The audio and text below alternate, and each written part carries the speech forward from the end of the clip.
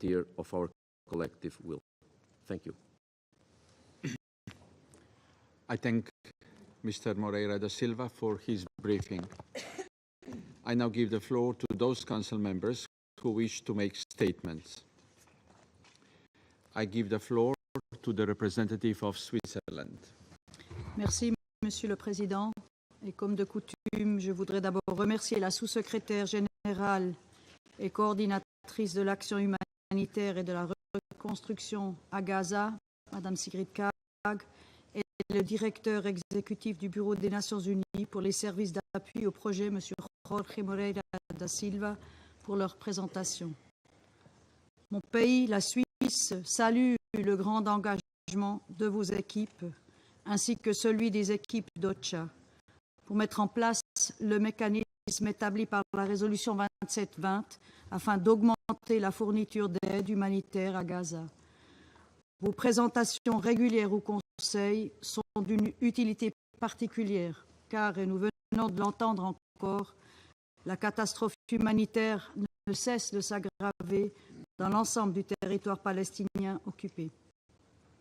À Gaza, les hostilités continuent de faire de nombreuses victimes civiles et les ordres d'évacuation israéliens ajoutent une pression supplémentaire sur une population déjà désespérée, dont beaucoup sont des enfants, limitant l'accès aux services essentiels. Par ailleurs, plus de 100 otages restent en captivité et nous appelons encore une fois à leur libération immédiate et inconditionnelle. La Suisse rappelle qu'elle condamne toutes les violations du droit international humanitaire commises par toutes les parties et qui doivent cesser immédiatement. Presque 9 mois après l'adoption de la résolution 2720, la fourniture d'aide humanitaire reste plus que jamais vitale à Gaza. Permettez-moi donc de soulever 3 aspects particulièrement importants en lien avec la mise en œuvre de la résolution 2720. Premièrement, la résolution met un accent fort sur l'accès humanitaire. La Suisse appelle une nouvelle fois toutes les parties à mettre en œuvre leurs obligations en vertu des droits humains et du droit international humanitaire. Cela comprend d'autoriser et de faciliter un accès humanitaire sûr, rapide et sans entrave par tous les points de passage aux populations civiles. Nous condamnons l'incident survenu à un point de contrôle le 9 septembre affectant une équipe de l'ONU chargée de mener à bien les vaccinations à Gaza. De tels incidents sont inacceptables. En tant que puissance occupante, Israël a l'obligation de répondre aux besoins essentiels de la population sous son contrôle. Nous rappelons aussi que l'utilisation délibérée de la famine comme méthode de guerre est un crime de guerre en vertu du statut de Rome de la Cour pénale internationale. Deuxièmement, la protection des civils, y compris du personnel humanitaire et médical, doit être garantie toujours. L'utilisation d'armes lourdes dont la capacité destructive est telle qu'elle ne permet pas de distinguer les civils des combattants dans les zones densément peuplées est inacceptable. De plus, la population civile, les personnes hors de combat et les biens civils tels que les immeubles résidentiels, les écoles ou les hôpitaux ne doivent pas faire l'objet d'attaques. La Suisse condamne ce type d'attaques, qui sont des violations du droit international humanitaire, avec la plus grande fermeté. Les conséquences meurtrières des opérations militaires israéliennes dans des zones où des civils ont trouvé refuge sont intolérables, comme nous l'avons vu, par exemple, mercredi dernier. Ainsi, une école transformée en refuge pour 12 000 personnes a encore une fois subi une attaque qui a fait de nombreuses victimes, parmi lesquelles 6 membres du personnel de l'UNRWA, dont nous présentons nos sincères condoléances aux proches. L'établissement de garanties de protection et de sécurité fiables pour le personnel humanitaire est une obligation. Ce Conseil l'a réaffirmé en adoptant la résolution 2730. La Suisse rappelle que le droit international humanitaire interdit à toute partie au conflit d'utiliser la présence de civils ou de personnes hors de combat dans le but de mettre à l'abri un objectif militaire d'une attaque. Cependant, même si cette règle est violée, cela ne suspend en rien l'obligation de l'autre partie au conflit de se conformer strictement au droit international humanitaire dans la conduite des hostilités. Les biens civils, y compris les écoles et les lieux de culte, sont protégés par le droit international humanitaire. Troisièmement, nous saluons la mise en œuvre de la campagne de vaccination contre la polio, que la Suisse soit soutenue avec un financement d'1 million de francs suisses. Cette campagne a montré ce que les Nations unies et leurs partenaires humanitaires sont en mesure d'accomplir si les parties au conflit respectent leurs obligations de garantir un accès sûr et sans entrave. Ce n'est pourtant pas assez. Nous l'avons répété à maintes reprises et ce Conseil l'a décidé. Il faut un cessez-le-feu immédiat. Monsieur le Président, malgré les efforts conséquents de la sous-secrétaire générale et de son équipe, la réouverture de tous les points de passage est nécessaire face à l'immensité des besoins. La reconstruction que les membres du Conseil avaient envisagée il y a 9 mois avec la 27-20 nécessite en plus un cessez-le-feu immédiat, la perspective d'un processus de paix. Le respect du droit international et des résolutions de ce Conseil est de plus aussi une condition sine qua non pour la désescalade, y inclut la désescalade régionale et un premier pas vers la mise en place d'une paix durable entre Israéliens et Palestiniens. Nous réitérons notre soutien ferme à la solution négociée à 2 États, Israël et la Palestine, dont Gaza fait partie intégrante, et vivant côte à côte en paix et en sécurité, à l'intérieur de frontières sûres et reconnues. Je vous remercie. I thank the representative of Switzerland for their statement. I give the floor to the representative of Russian Federation. Господин председатель, благодарим старшего координатора по гуманитарным вопросам и восстановлению в секторе Газа Sigrid Kaag и исполнительного директора ЮНОПС господина Морейра да Сильву за брифинг о ситуации в анклаве и усилиях по обеспечению гуманитарного доступа на его территорию в рамках выполнения резолюции Совета Безопасности 2720. К сожалению, как мы и предупреждали, без полноценного прекращения огня в Газе этот документ так и остался, по сути, на бумаге. Сегодняшнее выступление старшего координатора в целом это подтверждает, хотя мы понимаем, что госпожа Kaag максимально аккуратно подбирала слова. Ведь сегодня, если кто-нибудь из чиновников ООН позволяет себе откровенные оценки действий Израиля, он моментально заносится в израильский стоп-лист, ему отказывают в посещении сектора Газа, подвергают обструкции его усилий.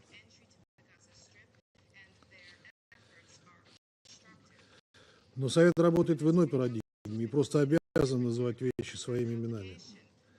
Гуманитарная ситуация в палестинском анклаве чудовищная, а причина этому продолжающаяся военная операция Израиля, которую тот реализует безо всякой оглядки на международное гуманитарное право и решение Совета Безопасности ООН.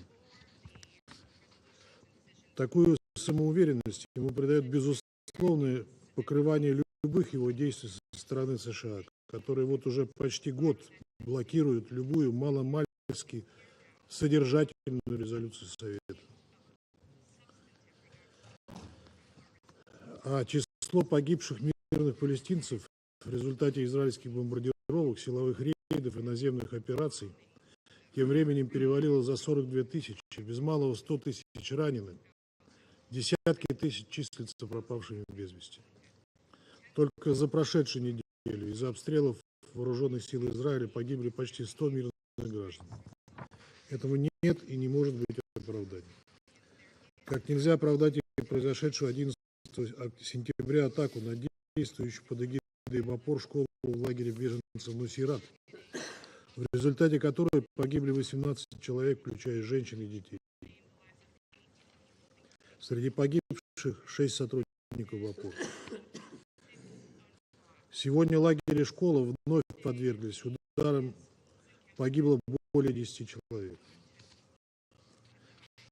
Помимо непосредственной опасности боевых действий, персонал ООН подвергается регулярному прессингу со стороны властей Западного Иерусалима в самых различных формах.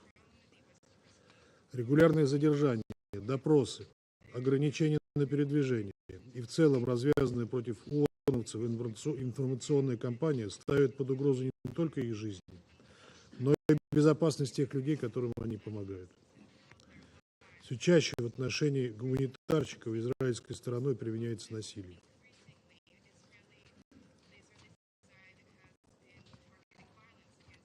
В прошлом месяце израильские военные обстреляли автомобиль Всемирной продовольственной программы ООН с четкими опознавательными знаками. Программе пришлось свернуть свою деятельность в анклаве на несколько дней. В начале сентября еще один инцидент. Тяжелая техника «Цахал» протаранила гумконвой ООН, военные угрожали сотрудникам ООН оружием и увезли их на допросы. Это происходило даже несмотря на то, что данные гуманитарные миссии были заранее скоординированы с Израилем, что еще раз подтверждает, что ни деконфликтинг, ни пресловутые системы нотификации не работают.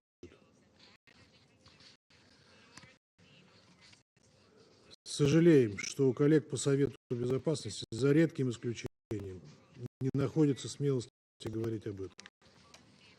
Особенно лицемерно выглядят западные страны, которые ведут себя так, словно воды в рот набрали тогда, когда требуется дать честную оценку тому, что происходит с палестинцами. Ведь если бы речь шла о любом другом государстве, они бы активно осуждали подобные действия. Вот и сейчас, вместо того, чтобы в преддверии годовщины событий 7 октября обсудить на неделе высокого уровня ситуацию в анклаве, наши западные коллеги активно занялись пиаром просроченного украинского президента. Я надеюсь, вы понимаете, как лицемерно будут звучать ваши слова сегодня в подобных обстоятельствах. Господин председатель, в условиях активных военных действий и постоянного прессинга со стороны Западного Иерусалима гуманитарщикам крайне сложно оказывать гуманитарную помощь, завоз которой, к слову, также продолжает оставаться отдельной проблемой. Все данные гуманитарных структур свидетельствуют об отсутствии какого-либо значимого прогресса на этом треке. Наиболее важная артерия для доставки грузов КПП «Рафах» закрыта. Инициатива о налаживании морского коридора Кипра-Плавучий пирс с треском провалилась. Гуманитарщики в голос продолжают говорить не только о совершенно мизерных поставках продовольствия, топлива и медицинских препаратах, но и о чинимых Израилем препятствиях и регулярных отказах в проведении гумопераций.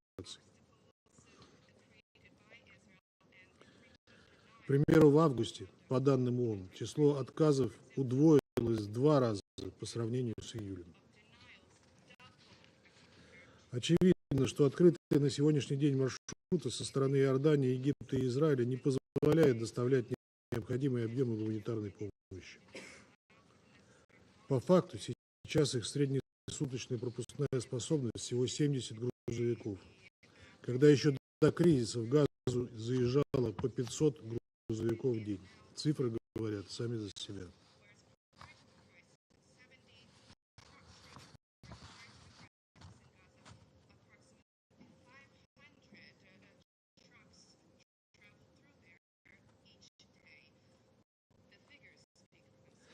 Если дело так пойдет дальше, то все происходящее может привести к прекращению деятельности ООН в секторе Газа. В таком случае более 2 миллионов палестинцев окажутся один на один со смертью. Это не фигура речи, а реальная перспектива. Этого допустить нельзя. Совету необходимо сделать все, чтобы исключить данный сценарий, заинтересованность в котором не скрывает часть израильского истеблишмента. Инструментарий для этого у Совета Безопасности есть. Нет лишь политической воли у США и их сателлитов.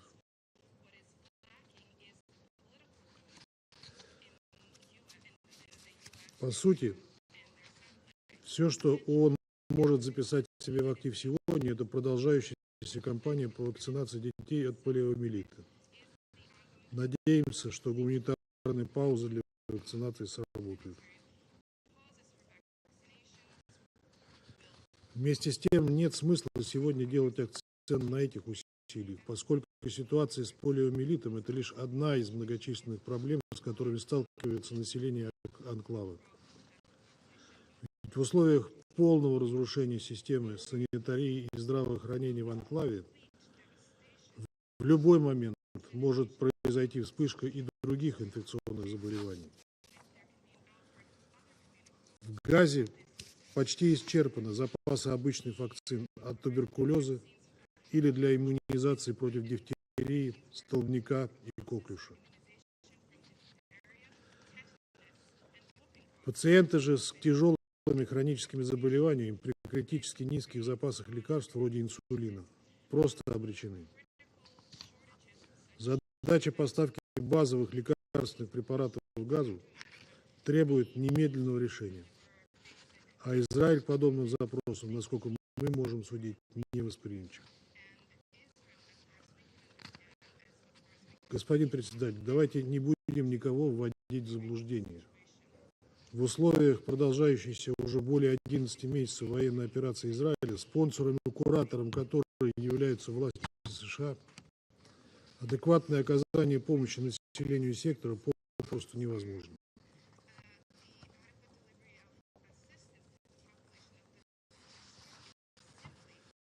Гуманитарщики беззащитны перед израильскими обстрелами и просто бесчеловечно требовать от них погибать под ударами в условиях, когда члены Совета уже почти год ходят по кругу и никак не могут заставить власти Израиля остановить свою карательную военную машину.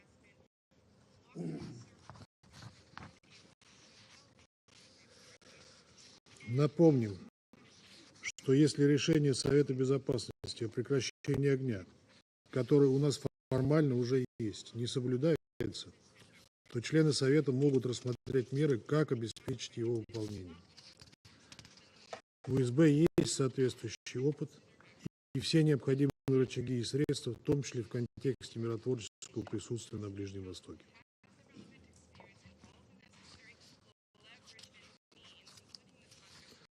Коллеги, мы все с вами прекрасно понимаем, что пока идут интенсивные боевые действия, нереалистично рассчитывать на какой-либо значимый прогресс в стабилизации гуманитарной обстановки на земле и наращивании гуманитарного содействия населению Газа. Всем нам важно признать один простой факт. Проблема не в наличии или отсутствии какого-либо механизма доставки гуманитарной помощи, а в отсутствии для этого условий из-за военных действий, исключение из которых израильтяне не делают ни для школ и больниц, ни для гуманитарных конвоев ООН.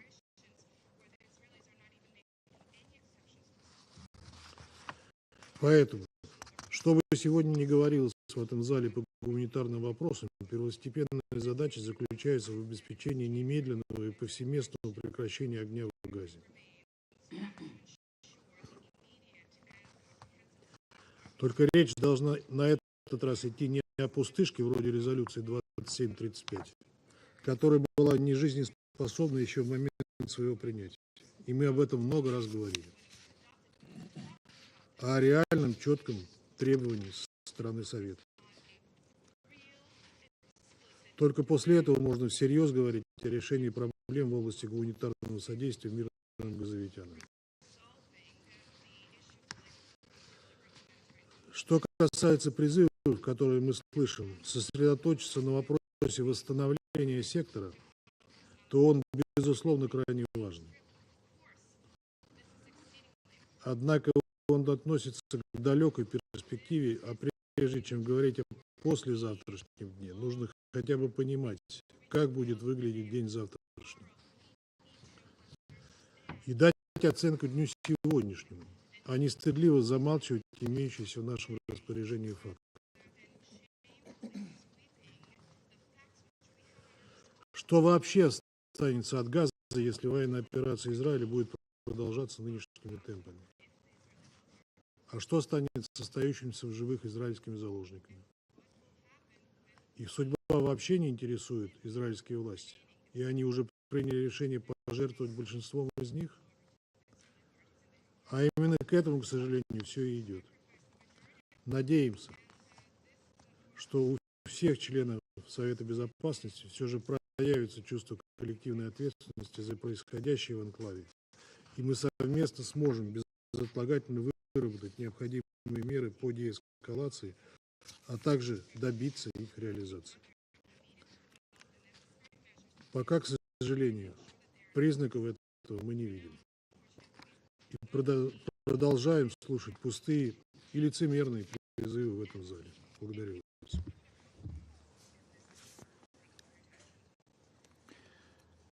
I thank the representative of Russian Federation for their statement. I give the floor to the representative of France. Monsieur le Président, je remercie Madame Kaag pour sa présentation et surtout pour son engagement inlassable sur le terrain.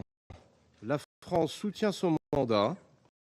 Elle exige aussi la mise en œuvre complète et sans délai des résolutions 2712, 2720, 2728 et 2735.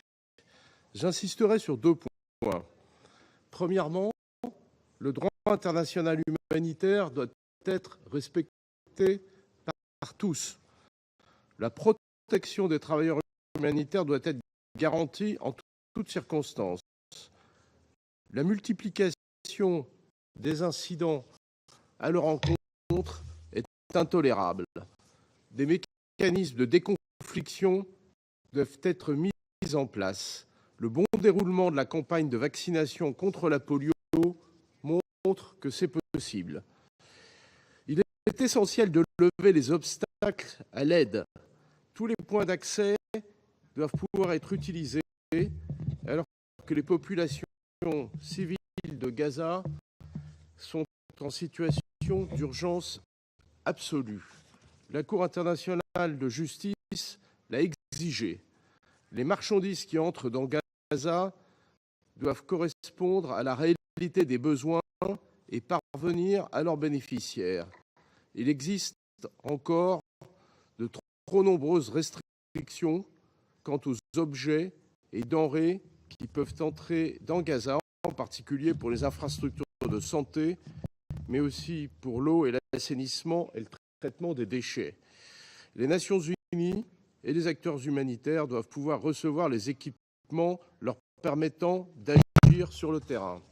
La France appelle enfin à la libération de tous les otages. Deuxièmement, nous devons redonner un horizon aux populations de Gaza. Un cessez-le-feu immédiat et permanent est indispensable. Mais nous devons également, dès à présent, en lien avec les pays de la région, créer les conditions de la reconstruction avec des projets de relèvement précoce pour établir les services de base. La France soutient le travail de la coordinatrice spéciale à cet égard. Il faudra sans doute revoir son mandat. La vie de 2 millions de personnes est en jeu. Monsieur le Président, il est urgent de parvenir à un règlement politique du conflit israélo-palestinien. Seul l'établissement d'un État palestinien unifié, indépendant, viable et contigu, vivant en paix et en sécurité aux côtés d'Israël, garantira la sécurité au Proche-Orient. Une réponse strictement humanitaire ne suffira pas, tout comme une réponse exclusivement sécuritaire. Sinon, la crise actuelle recommencera encore et encore. La France continuera de s'engager dans la voie d'une sortie de crise fondée sur la solution à 2 États. Il faut en parallèle des garanties de sécurité pour les Israéliens, auxquels la France rappelle sa solidarité à la suite des attaques terroristes du 7 octobre. L'autorité palestinienne a un rôle central à jouer dans ce processus, en Cisjordanie comme à Gaza, qui a vocation à faire partie de cet État palestinien. Je vous remercie. I thank the representative of France for their statement. I give the floor to the representative of Sierra Leone. Thank you, Mr. President. I thank the Senior Humanitarian and Reconstruction Coordinator for Gaza, Ms. Sigrid Kaag, and Executive Director, Mr. Jose Moreira da Silva of UNOPS, for their important briefing. As we have listened in this chamber almost every week to report about the humanitarian and security situation in the Gaza Strip, one can hardly imagine what it is like for the men, women, and children who live the harrowing, nightmarish reality of death, torture, displacement, hunger, and diseases every day.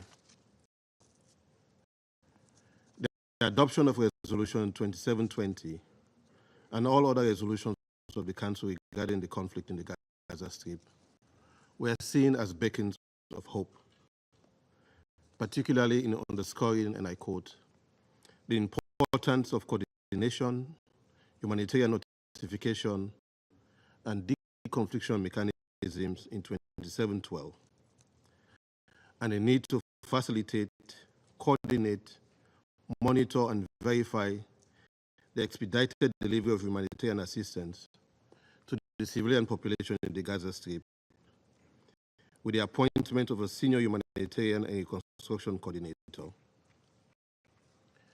Regrettably, almost a year to the current phase of the escalation of the conflict, and months after the adoption of resolutions 2712, 2720, 2728, and 2735, their full implementation is disturbingly lacking. Violence and deliberate obstruction continue to undermine humanitarian effort.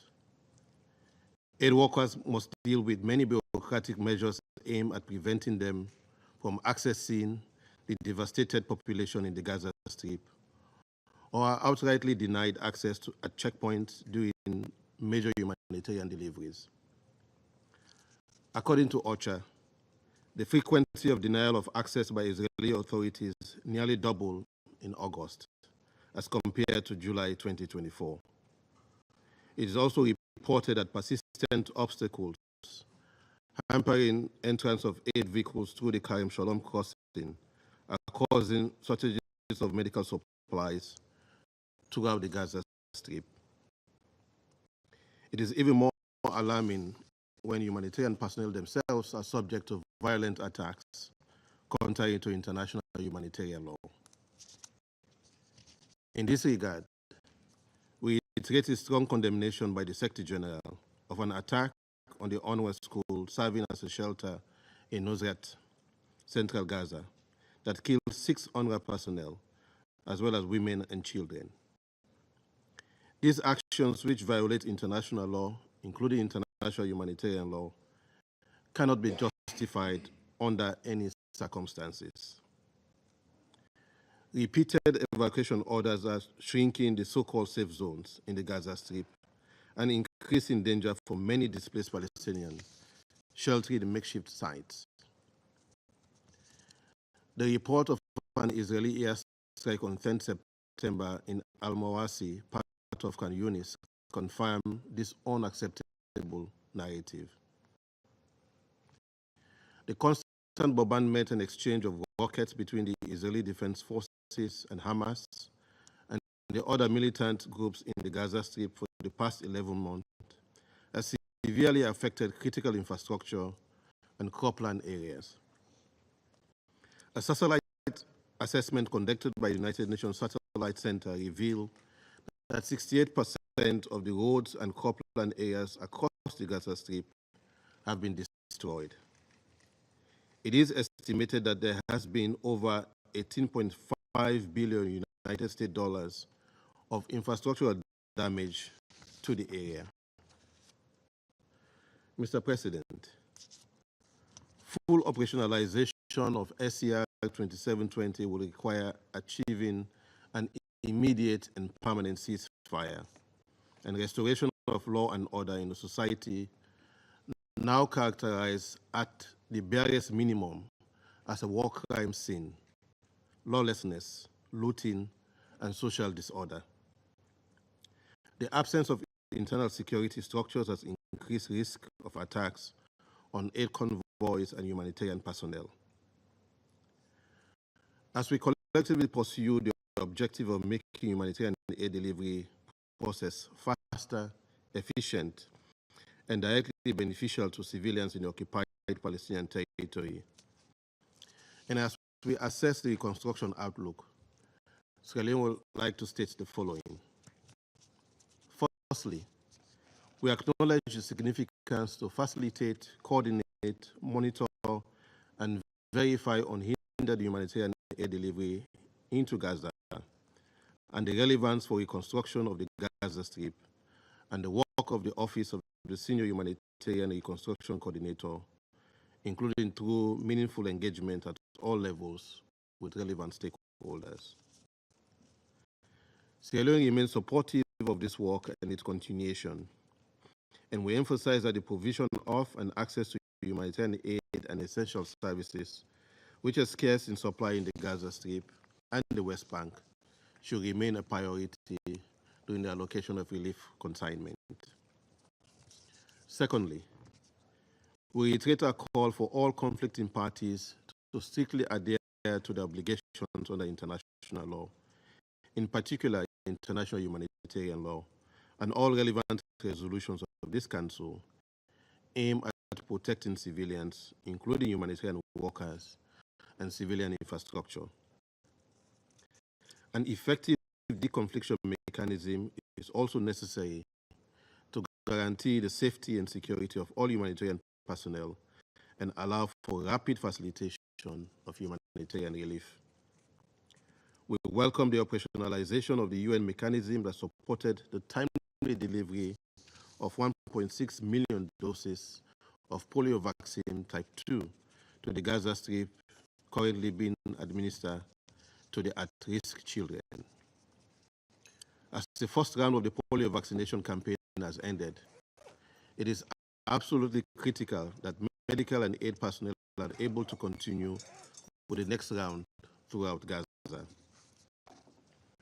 We maintain our view that an immediate and permanent ceasefire will significantly improve the humanitarian situation on the ground.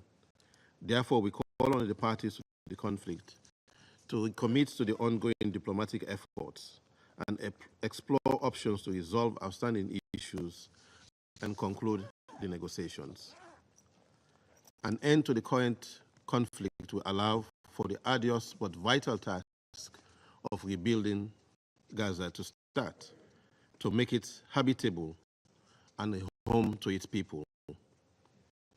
The establishment of state functions for governance, security and law, and public administration, reconstruction of essential services for water, sanitation, transportation, housing, and establishment of structural systems and processes for private sector revitalization can only be achieved with the cessation of hostilities. Mr. President, in our maiden statement on the Middle East Palestine question this year, we noted the significance of the prevailing context, that is the continuing occupation by Israel of the Palestinian territories and the post-7 October 2023 escalation. Accordingly, the issue of humanitarian aid coordination and reconstruction must now be gleaned through the lens of the advisory opinion of the International Court of Justice. With regards to the germane issue of the right to self-determination, the court considered that while it is for the General Assembly and the Security Council to pronounce on the modalities required to ensure an end to Israel's illegal presence in the occupied Palestinian territory, and the full realization of the rights of the Palestinian people to self-determination. All states must cooperate with the United Nations to put those modalities into effect. Additionally, all the state parties to the Fourth Geneva Convention have the obligation, while respecting the Charter of the United Nations and international law, to ensure compliance by Israel with international humanitarian law as embodied in that convention. In effect, the true response to a lasting, sustainable reconstruction of Gaza and other parts of the occupied Palestinian territory is for the unlawful occupation to be put to an end, and for the necessary modalities to be put in place by the General Assembly and the Security Council, including the declaration of a ceasefire in the Gaza Strip in line with the UN Charter. It has been made clear that this is a legal obligation for which all member states must cooperate. Let me close, Mr. President, by continuing the look at the future from the SDG 4 perspective and leaving no one behind. Sierra Leone, a strong advocate for education, remembers the children in the Gaza Strip and in other parts of the occupied Palestinian territory who have been denied access to learning due to ongoing hostilities and displacement. We stand in solidarity with these young minds, acknowledging the devastating impact of this prolonged conflict on their education. With this future generation in mind, we will continue to work towards a peaceful and lasting solution to the conflict. Without doubt, to even reconstruct or re-engage the mind, let alone the land, there must be a ceasefire. I thank you. I thank the representative of Sierra Leone for their statement. I give the floor to the representative of Japan. Thank you, Mr. President. I thank Senior Coordinator Kaag and UNOPS Executive Director Moreira da Silva for their informative and sobering briefings.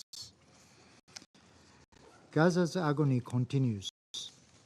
Japan is appalled at the ever-increasing death toll, which has now exceeded 41,000, including many children, mostly women, and including many civilians, mostly women and children. We remain concerned. Israel's repeated evacuation orders have left nearly the entire population of the Gaza Strip squeezed into only 10% of the land. Much of it is not fit for human habitation, and basic essentials such as food, clean water, and sanitation are difficult to come by. Swift, effective, and unhindered delivery of humanitarian aid is crucial to alleviate the suffering of Palestinians, but this requires a safe operating environment which Gaza unfortunately does not have. While Japan welcomes the humanitarian pauses have led to a successful rounds of emergency polio vaccination campaign, it is gravely concerning the humanitarian access remains severely constrained due to insecurity and long delays. Israel's attacks in densely populated areas continued unabated. The recent airstrike on a school in Nuseirat killed 6 UNRWA staff members. Japan deplores the casualties of aid workers who are tirelessly working to deliver the necessary relief supplies to the people of Gaza. We are frustrated and deeply disappointed. Our appeal for protecting humanitarian personnel and UN staff has not been heard, and that the loss of their lives continues. This is totally unacceptable, and actions need to be taken to make real changes on the ground. UN staff and partners must be able to safely carry out their duties. Let us be clear. Compliance with international humanitarian law is not a matter of discretion, but an obligation for all member states, including Israel. Mr. President, Japan praises the efforts led by Ms. Kaag and her team to increase the flow of aid through multiple corridors and improve coordination and access. We also note that the 2720 mechanism is consulting with key parties and within the UN to ensure preparedness for a ceasefire by pre-positioning supplies and utilizing all aid routes into Gaza. These facts shows Ms. Kaag's mandate and her reporting to the Council under Resolution 2720 remains critical. Japan expresses strong support for the renewal of her reporting mandate and will actively participate in the Council discussions to that end. Mr. President, as stated by many of our colleagues around this table and echoed by voices around the world, ceasefire in Gaza is the only path toward peace, security, and stability in the region. Japan continues to extend our strong support to the diplomatic efforts by the US, Qatar, and Egypt that would lead to an immediate ceasefire, the release of the remaining hostages, and delivery of humanitarian aid at scale in Gaza. At the same time, the ceasefire will be only the first step toward a sustainable peace in Israel and Palestine. Ultimately, only a two-state solution can finally resolve this tragic conflict. I thank you, Mr. President. I thank the representative of Japan for their statement. I give the floor to the representative of Malta. Thank you, President. I also thank Ms. Kaag and Mr. De Silva for their briefings. The adoption of Resolution 2720 represented a glimmer of hope for the people of Gaza last December, and we are truly appreciative of Ms. Kaag's tireless efforts over the past 8 months. Unfortunately, the situation on the ground remains beyond desperate. Despite endless appeals by the international community, military tactics are still being used to deny essential services to the Gazan population. It is heart-wrenching to see the people of Gaza suffer acute hunger, with famine conditions affecting over 1 million people. 80% of the population has faced repeated evacuation orders, complicating the vanishingly insufficient aid delivery taking place. Entire communities have been crammed into the so-called humanitarian zones, which are regularly targeted by the Israeli military. Markets, schools, mosques, churches, hospitals, health clinics, roads, water mains, and electricity lines have been destroyed. Over 70,000 tons of explosives have been dropped onto the strip in the past 11 months. The official death toll stands at 41,000 killed and 95,000 wounded. President, it is deeply troubling that those who are dedicated to assisting the most vulnerable are at risk of becoming targets themselves in Gaza and the West Bank. Less than 2 weeks ago, a clearly marked WPF convoy in Gaza came under fire from the Israeli forces. On 9 September, a fully notified and deconflicted UN convoy carrying 12 staff members for a polio vaccination campaign was rammed with tanks and bulldozers, and shots were fired. On 11 September, an UNRWA school in Nuseirat that was sheltering 12,000 people was struck by missiles. 34 people lost their lives, including 6 UNRWA workers. This incident is the latest in a long line of attacks that have, this year alone, resulted in the deaths of around 200 UN and humanitarian staff in Gaza. The repeated targeting and intimidation of the United Nations in Gaza is deeply concerning. President, if there is to be any cessation of this destruction and unabated violence in Gaza, we, the members of this Council, must demand and ensure the full implementation of all Security Council resolutions, adherence to international law, and accountability. Countries with influence over the parties must also continue to strive to bring this bloodshed to an end. The full and immediate implementation of the ICJ Provisional Measures Orders is an essential first step, particularly as they relate to the unhindered facilitation of humanitarian assistance and the cessation of attacks against the civilian population. We stress that humanitarian assistance must never be up for negotiation. It is a legal obligation enshrined in the Geneva Conventions and its additional protocols.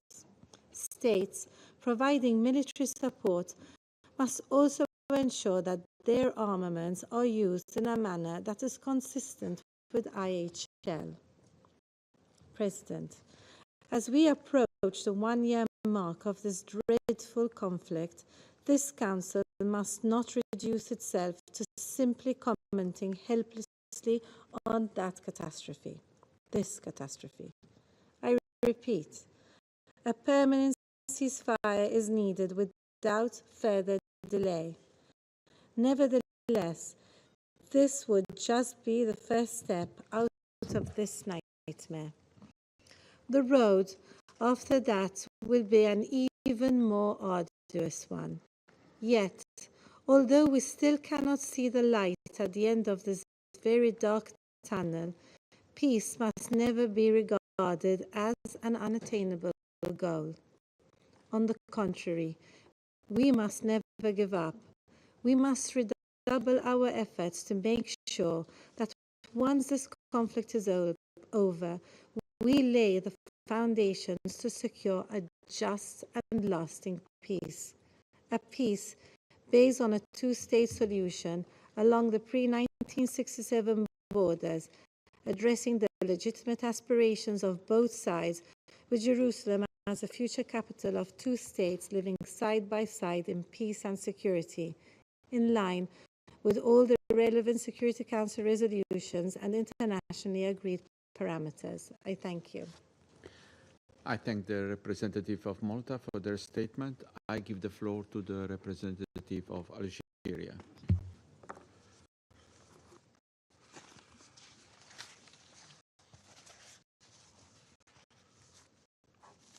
Thank you, Mr. President. I must begin by addressing a matter of grave concern.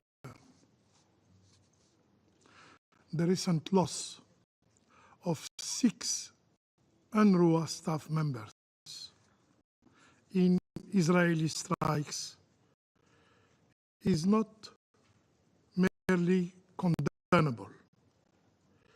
It is a stark reminder of the perilous erosion of international norms that we have long labored to establish. Such incident, along with attacks on other humanitarian personnel, including the WFP convoy strike at the very heart of the principle principles enshrined in the international humanitarian law. We stand at a critical juncture. As Mr. Lazzarini, General Commissioner of UNRWA, wisely observed, the longer impunity prevails, the more international humanitarian law and the Geneva Conventions will become irrelevant. This is a path we cannot afford to tread. Mr. President, I thank Mrs. Sigrid Kaag and USG Moreira da Silva for their briefings. I commend Mrs. Sigrid Kaag for her effort in implementing Resolution 2720. This resolution, born of noble intent, sought to ensure an impeding flow of humanitarian aid to Gaza. Gaza, starving population. Yet, 9 months on, we must confront an uncomfortable truth. The mechanism we have established, while now operationally sound, has not yielded the intended impact. The figures are before us as a reminder. The stark reality is that daily aid deliveries have decreased significantly since the Resolution 2720 adoption last December. According to UN data, only 62 trucks entered Gaza daily during the first 10 days of this month, compared to 97 trucks in December 2023. Before the resolution was adopted, there were more than 500 trucks last year. This is not a logistical shortcoming. It is a manifestation of a deeper, more intractable political impasse deliberately caused by the Israeli authorities. And we must recognize that our well-intentioned effort to address a political crisis through purely logistical or humanitarian means have proven insufficient. In this context, I must emphasize again and again that a ceasefire in Gaza is not merely desirable, it is imperative, without condition. Mr. President, even in these dark times, there are glimmers of hope. The recent polio vaccination campaign, which by the 13th of September had reached over 560,000 of the total of 632,000 children in Gaza. It is a testament of what can be achieved if there is a political will. We commend the work of WHO, UNICEF, and especially UNRWA. For this achievement, we commend the work of Mrs. Kaag and her team. This achievement demonstrates what is possible when there is a political will, when there is an effective coordination between the UN agencies and the international donors. It underscores several critical points. First, while law and order have deteriorated in Gaza, it cannot justify the low level of humanitarian aid access. I repeat, the current situation is the result of the occupying power policy. Its cooperation is pivotal in facilitating humanitarian effort, not opposing by administrative means. An example, why these 11 staff members of UNOPS were not able to reach Gaza for months now. Second, interagency coordination is essential for effective action in Gaza. Third,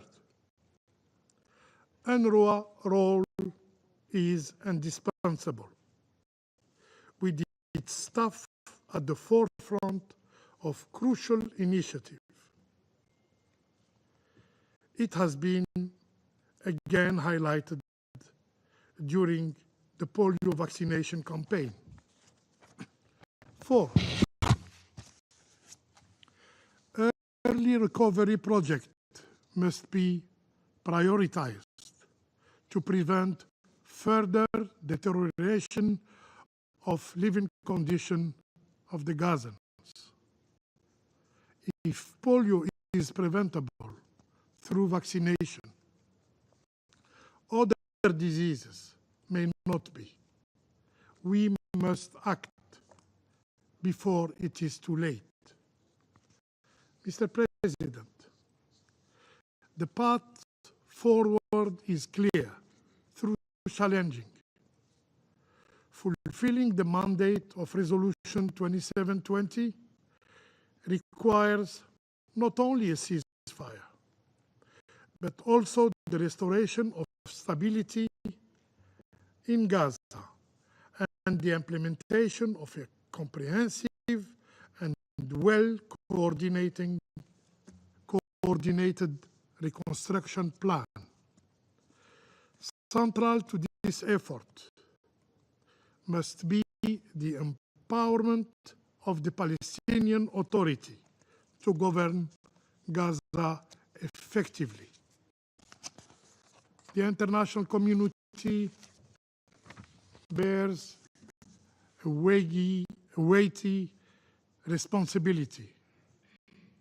It is incumbent upon us to work tirelessly toward achieving a ceasefire and laying the ground for a more stable and prosperous future for the region. I thank you. I thank the representative of Algeria for their statement. I give the floor to the representative of Mozambique. Mr. President, Mozambique thanks Slovenia's presidency for convening this important briefing. We highly value the updated information offered by Ms. Sigrid Kaag, ESG and Senior Humanitarian and Reconstruction Coordinator for Gaza. Our briefing today gives us a picture of the gloomy humanitarian situation in Gaza in light of the United Nations Security Council Resolution 2720 of 22nd December 2023. We wish to reiterate our strong support to Ms. Kaag and our team.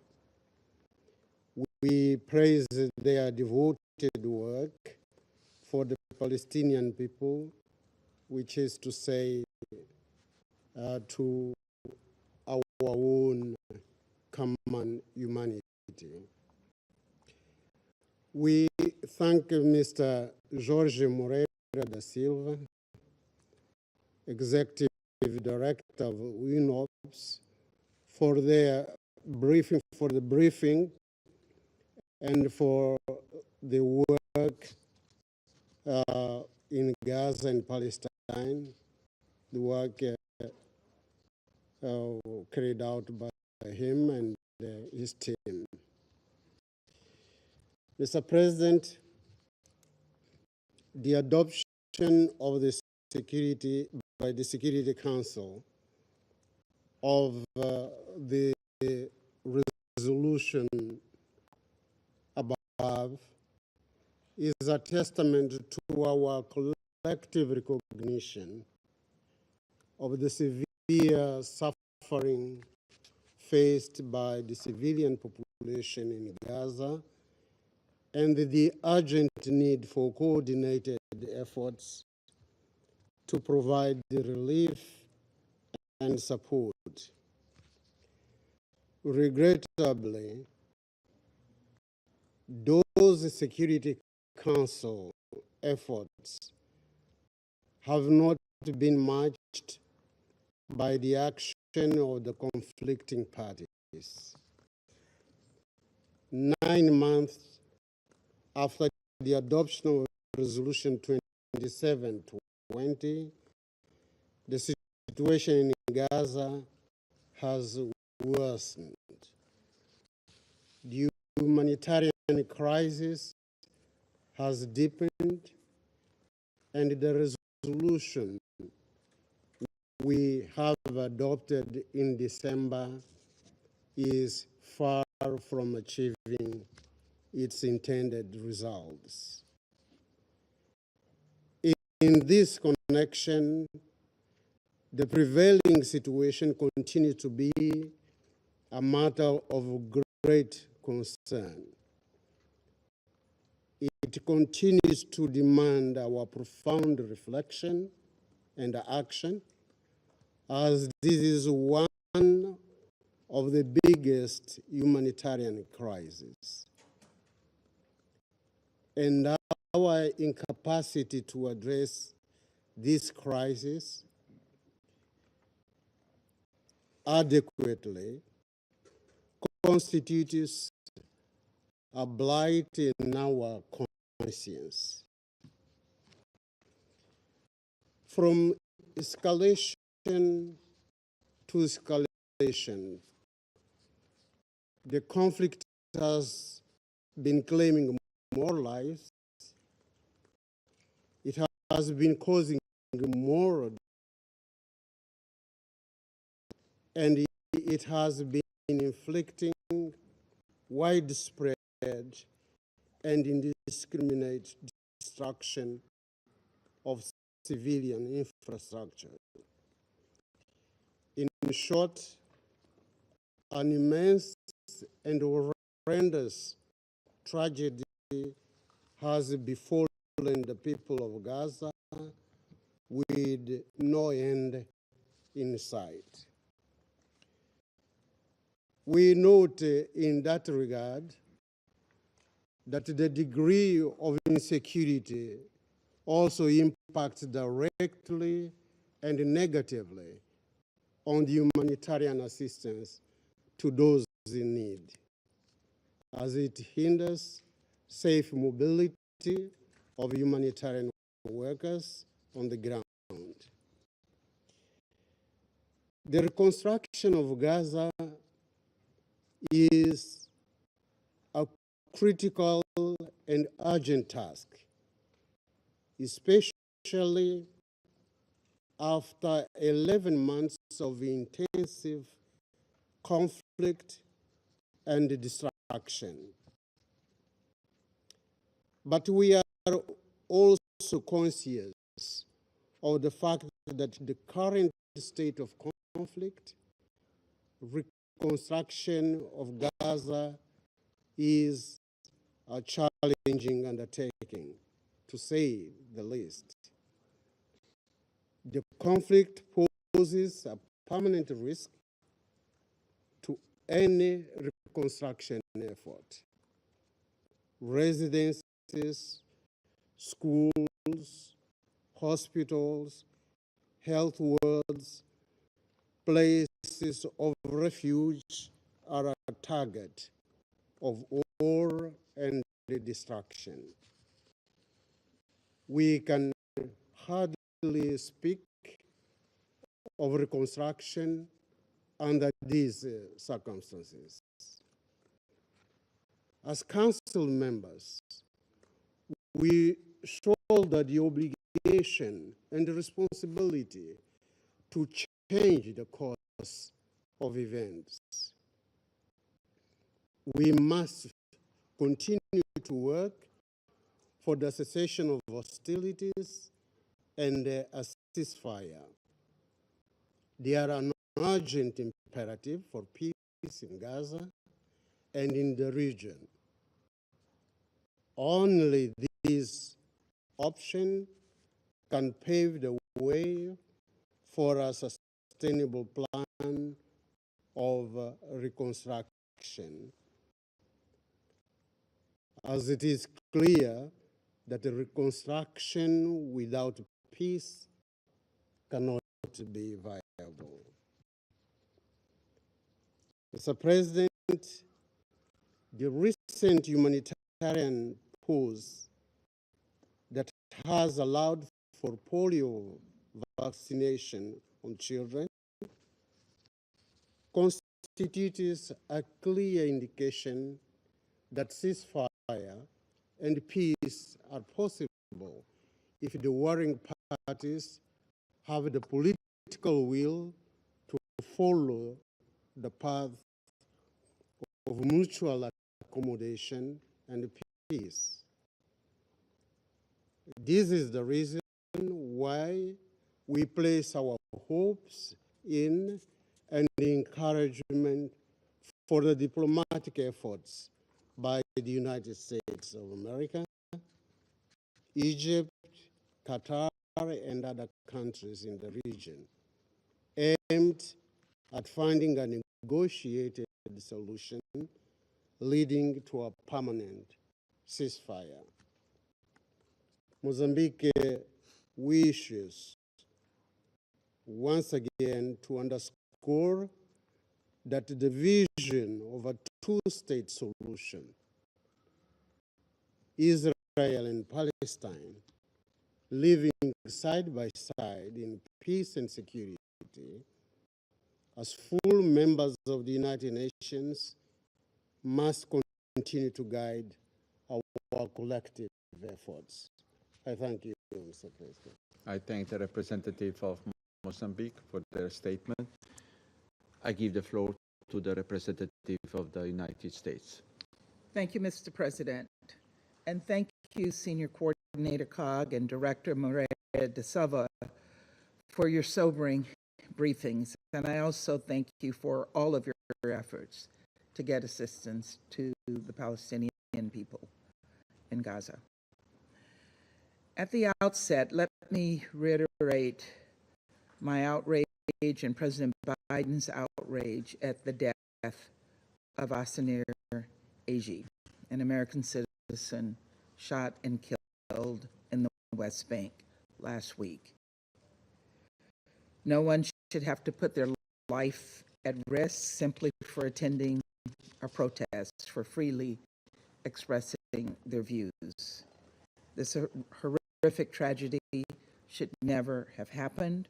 We will continue to demand details and continue to demand access into Israel's investigation and press for accountability regarding the circumstances that led to Asenir's death. I also offer my sincere and heartfelt condolences to Asenir's family and friends.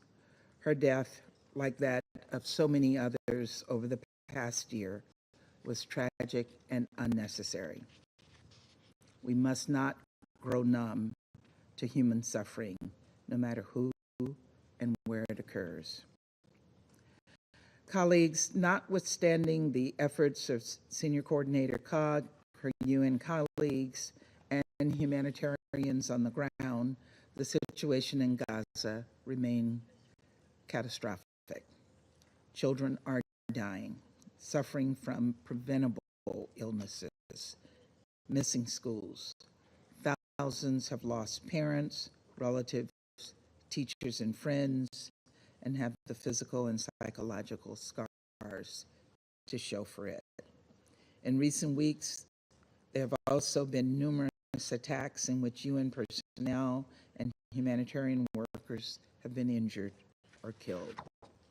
We offer our deepest condolences to the families of UN personnel killed and recognize the tragic and unprecedented toll this conflict has taken on the UN family.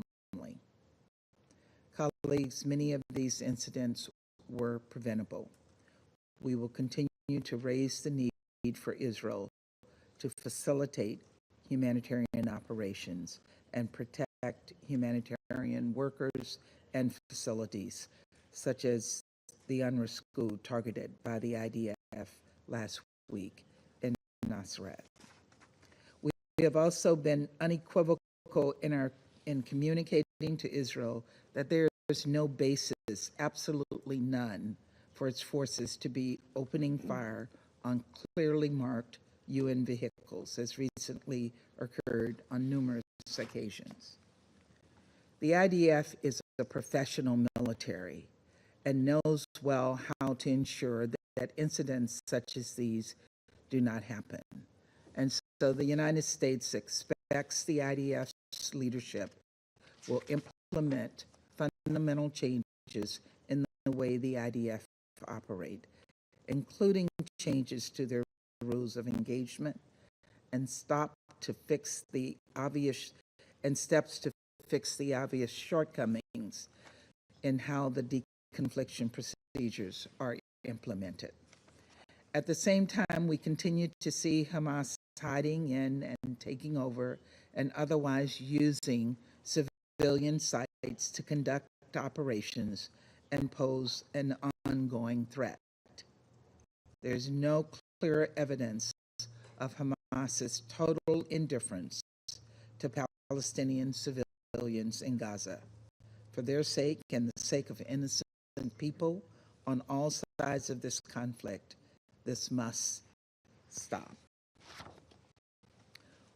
All sides to the conflict must adhere to their obligations under international humanitarian law to protect civilians. Colleagues, these recent incidents underscore once again the urgency of reaching a ceasefire with the release of hostages, as this Council called for in Resolution 2735.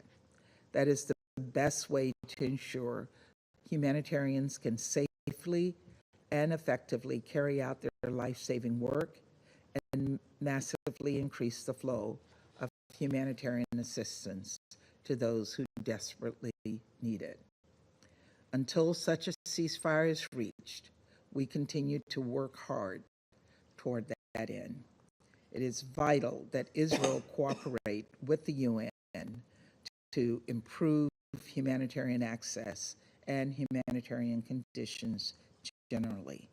Palestinian civilians in Gaza have endured far too much suffering.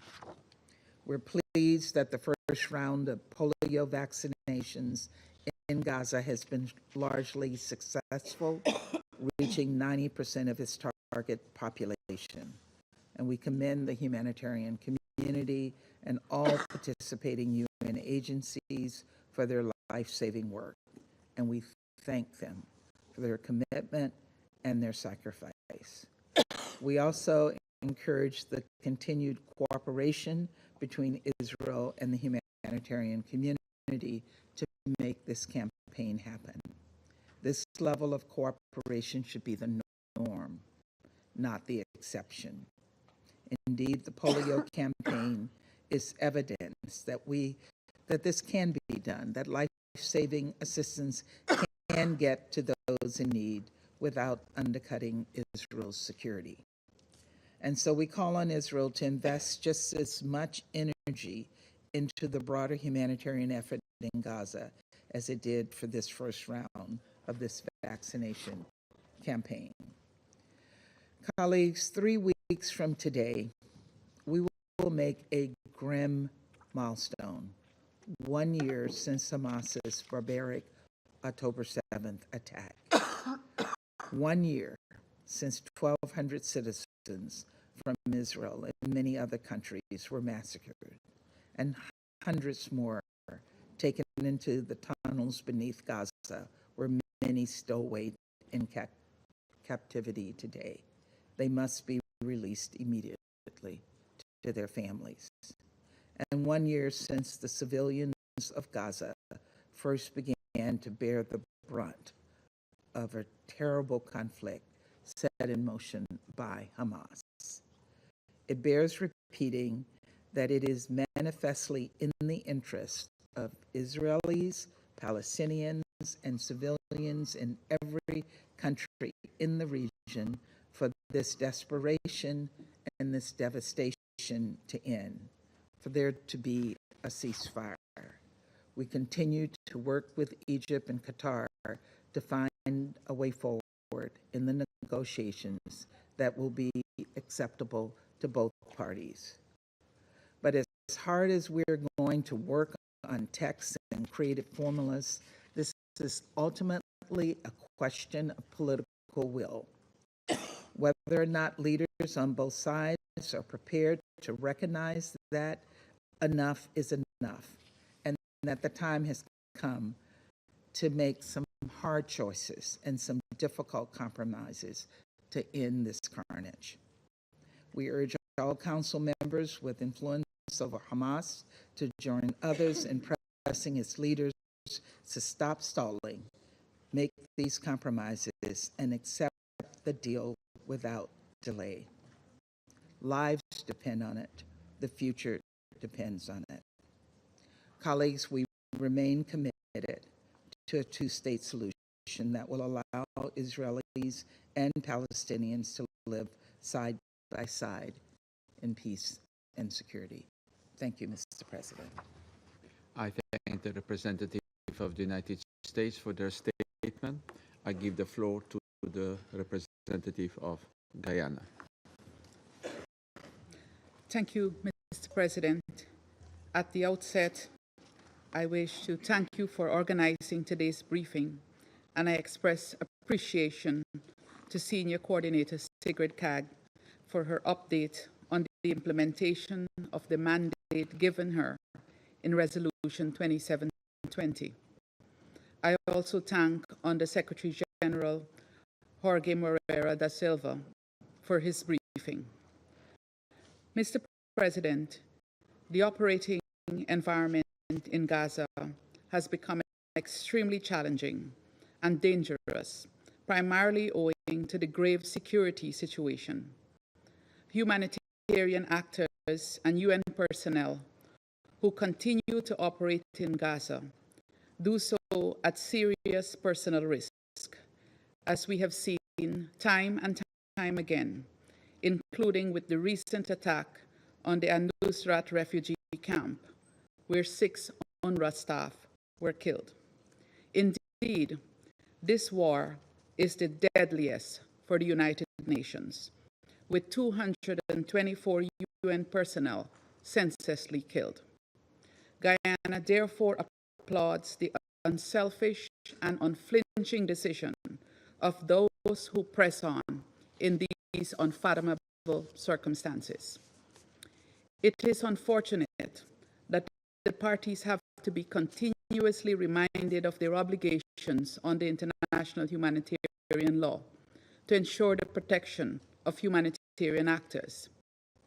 These appeals have been to no avail, as evidenced by the continuing non-functioning of deconfliction and coordination mechanisms and the direct attacks and intimidation that many of them face. This must stop now. Mr. President, having examined the senior coordinator's update on the implementation of Resolution 2720 as of 2nd September, one sees tiny threads of optimism interwoven throughout the report. We note, for example, that the senior coordinator has been able to engage the parties and other stakeholders at the highest political level, resulting in improved access, enhanced logistical capabilities, and the operationalization of the 2720 mechanism, inter alia. While we commend the incremental progress, Guyana remains deeply concerned by assessments which show that the humanitarian situation in Gaza remains extremely dire. We note, for example, that 96% of the population is facing acute food insecurity. Civilian infrastructure continues to be destroyed, with OCHA reporting significant damage increases since July, and that violence and obstruction continue to impede humanitarian aid workers' ability to support those in need. Most importantly, and foundational to all humanitarian efforts, a ceasefire appears to be elusive. Guyana believes that there will be a deal for a ceasefire only when there is sincere concern for the protection of civilians, including the persons taken hostage on 7th October. As of now, that concern is largely absent, despite narratives to the contrary. Mr. President, turning now to the reconstruction of the Gaza Strip. This will be a monumental task with heavy financial implications. But let us not forget that the destruction of Gaza is not because of a natural disaster. This is Israel's doing. We are all familiar with the consistent spate of military operations against the Gaza Strip by Israel prior to 7th of October, and the resulting destruction of civilian infrastructure. The pattern of financing and refinancing reconstruction in Gaza is unsustainable, and the international community, including this Council, must contemplate measures to end this cycle so that Palestinians are not left behind in the global quest for sustainable development. Guyana believes that the only viable reconstruction plan is one that includes a roadmap to the two-state solution with the relevant security guarantees. Against the foregoing, Mr. President, Guyana reiterates the following appeals.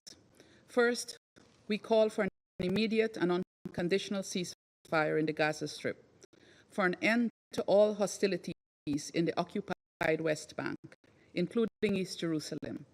Guyana is prepared to work with fellow Council members, both to mandate the permanent cessation of hostilities in the occupied Palestinian territories and to activate the relevant provisions of the Charter to ensure that this mandate is adhered to.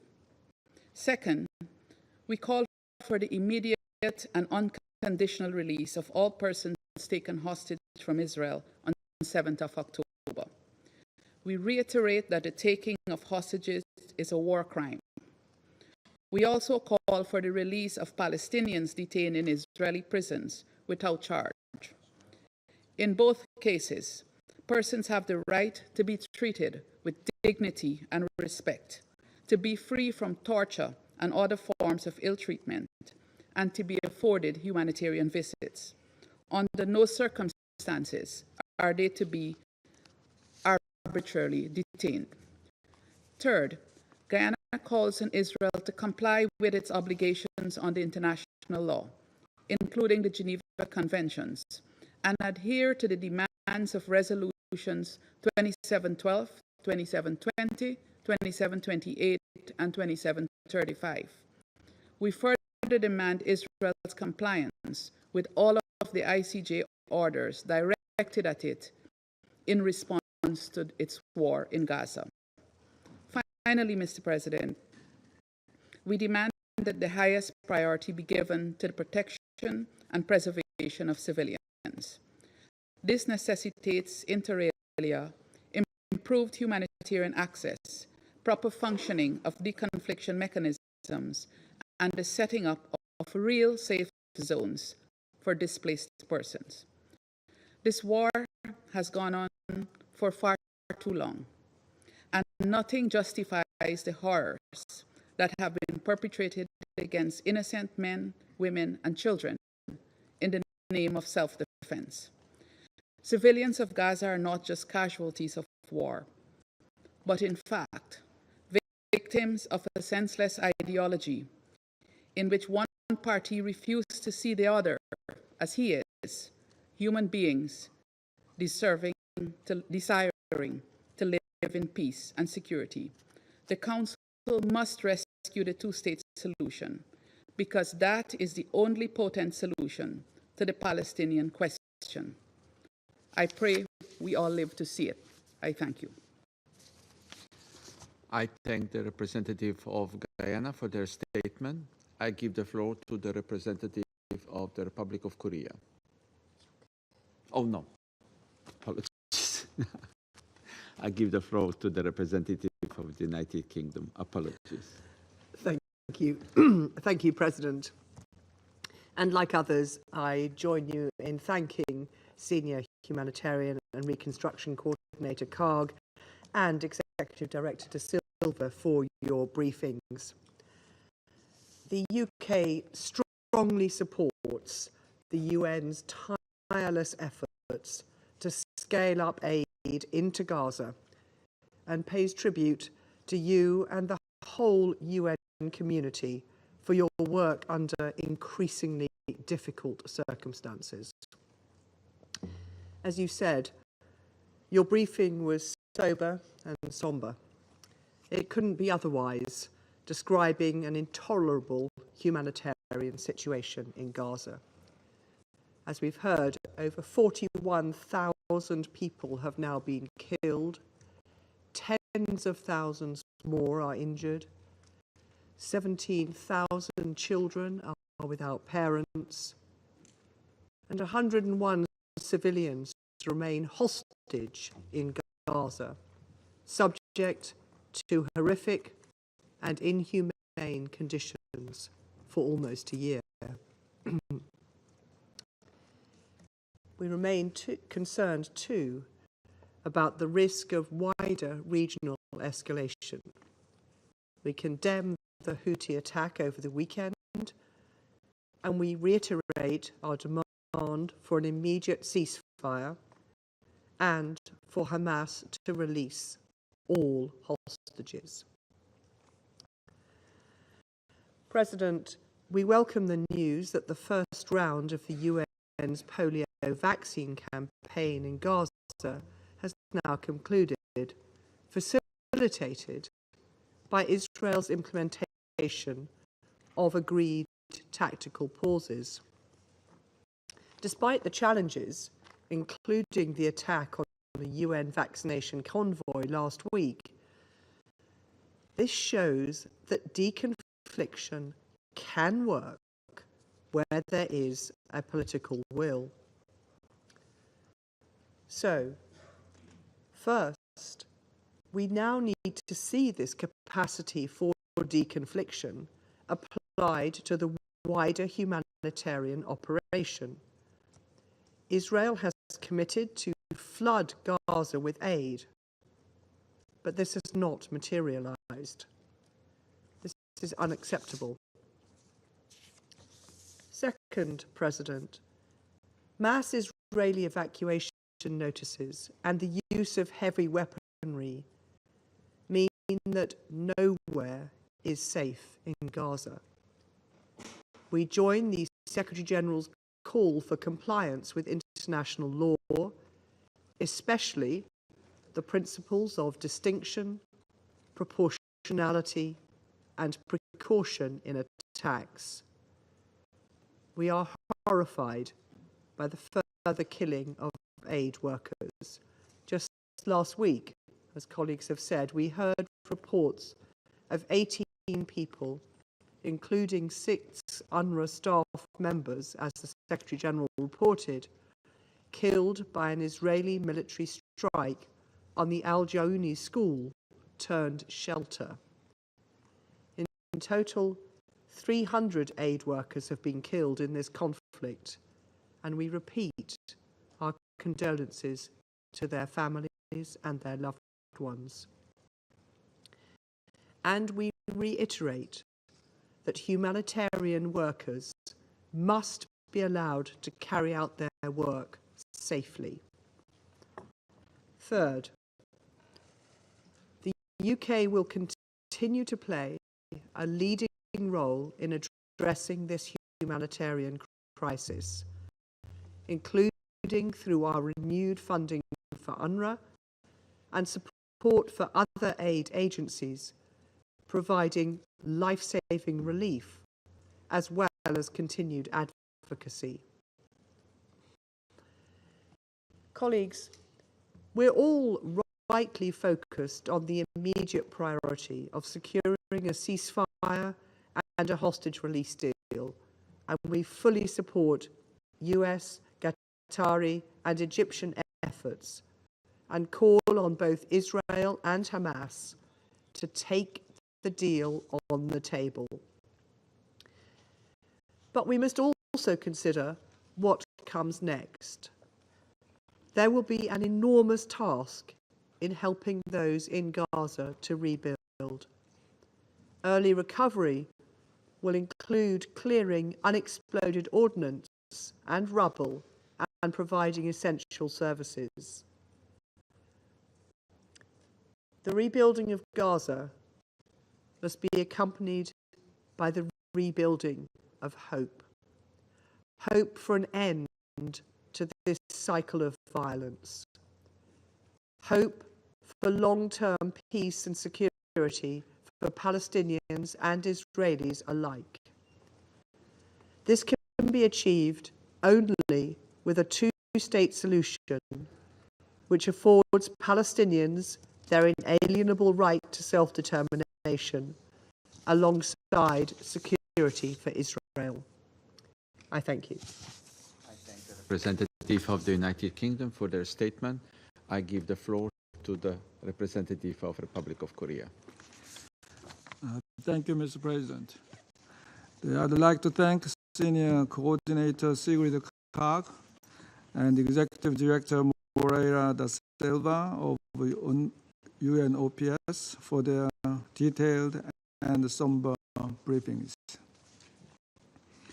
Mr. President, to begin with, my delegation commends the improvements achieved by Senior Coordinator Kaag and her team, including the implementation of the 2720 mechanism on the Cyprus Maritime Corridor through Ashdod Port and the Jordan Land Corridor. We also appreciate Ms. Kaag's office in contributing the massive polio vaccination campaign throughout Gaza. We hope that Senior Coordinator Kaag keeps updating the Security Council on the implementation of her mandate for humanitarian aid and Reconstruction in Gaza, which is critical even after the current hostilities cease. While we once again condemn in the strongest terms the horrendous terrorist attacks by Hamas on October 7th, it is deeply regrettable that due to the continuing Israeli military operations targeting civilian and humanitarian infrastructure, the repeated evacuation orders, and the total breakdown of law and order, the delivery of humanitarian aid in Gaza has been seriously hampered.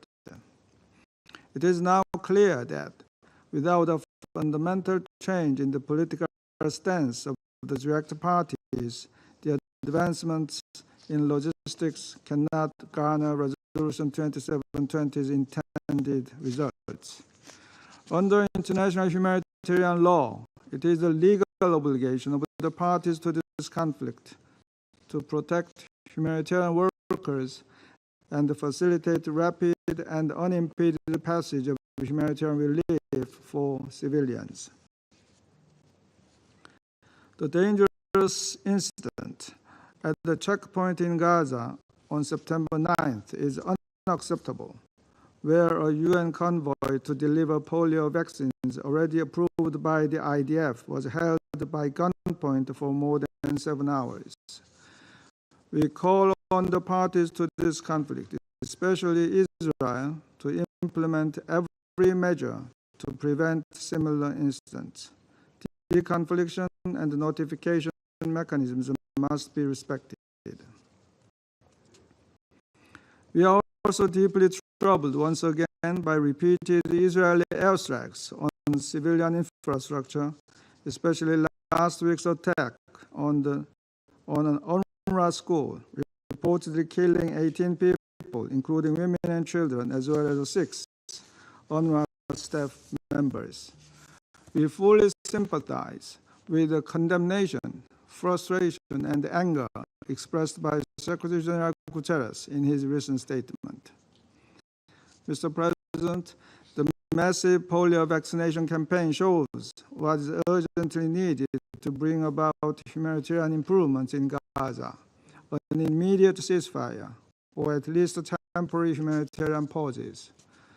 This Council adopted Resolution 2735 3 months ago, calling upon parties to accept and implement the terms of the deal still on the table.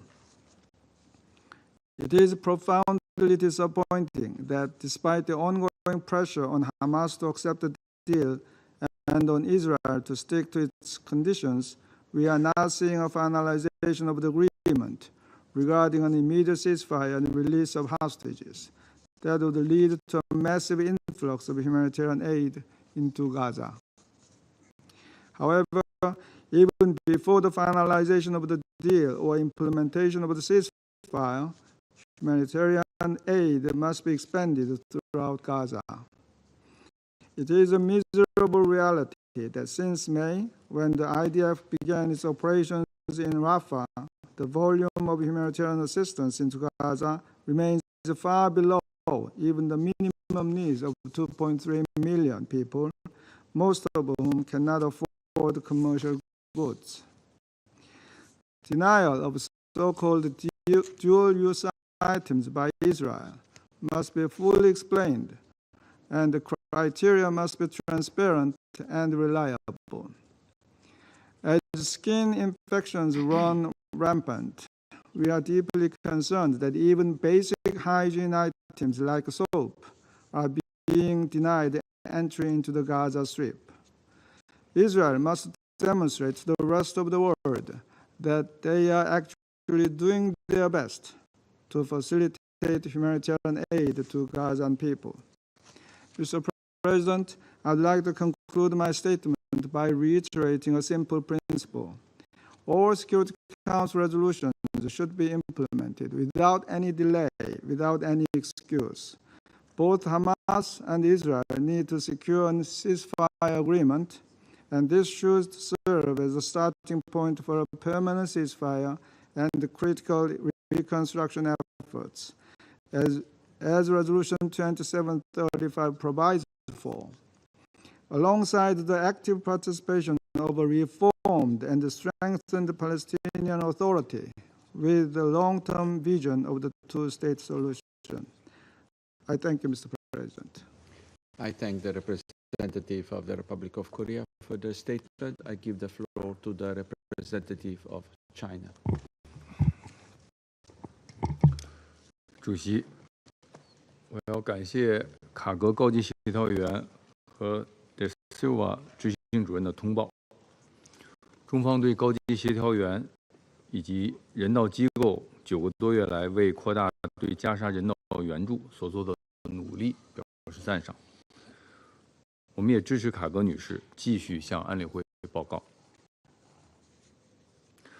正如通报所说，尽管安理会通过了4份决议，国际法院发布了临时措施命令，联合国等人道机构做出了大量努力，但加沙人道局势一直不断恶化，违反国际法，特别是国际人道法的行为一直都在发生。上周，一辆已获以色列批准的联合国脊髓灰质炎疫苗运输车被强行扣押近8个小时，期间还遭到枪击。同样是上周，6名联合国近东巴勒斯坦难民救济和工程处的员工遭空袭死亡。对人道机构和人员的袭击令人震惊，不可接受，中方予以强烈谴责。工程处依据联大授权向巴勒斯坦难民提供救济，是加沙人道援助的中流砥柱。即便在最危险的时候，工程处一直在加沙坚守。迄今已有240名员工遇难。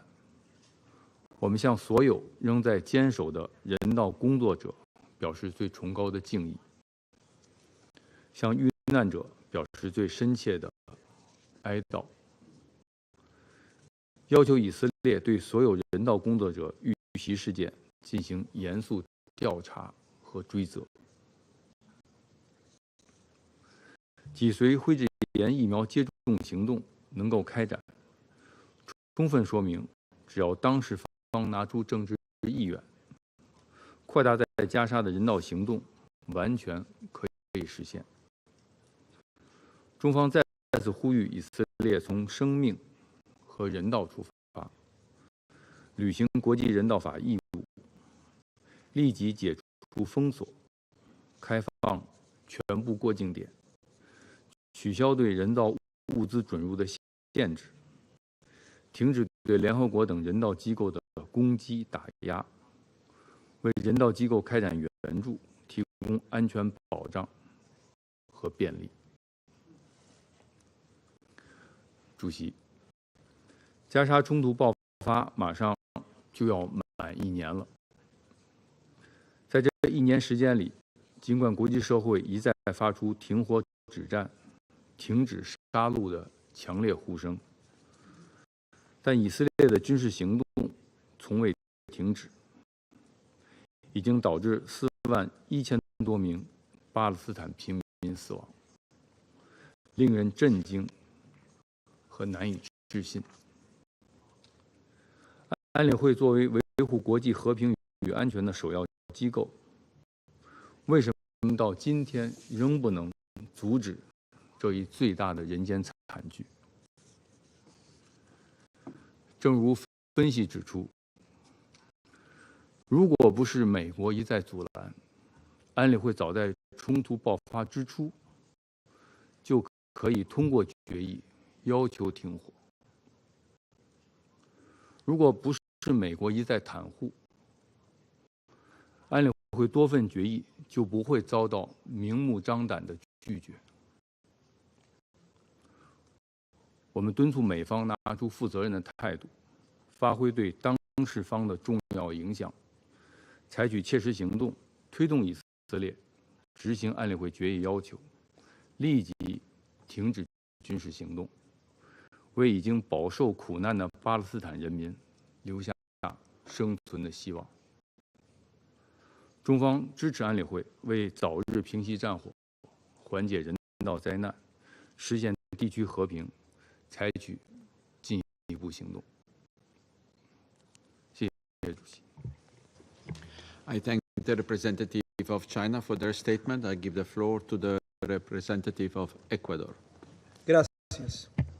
Señor presidente, quiero agradecer a la coordinadora Kaag y al director Moreira da Silva por sus informes, al tiempo que quiero renovar el respaldo de mi país a su gestión.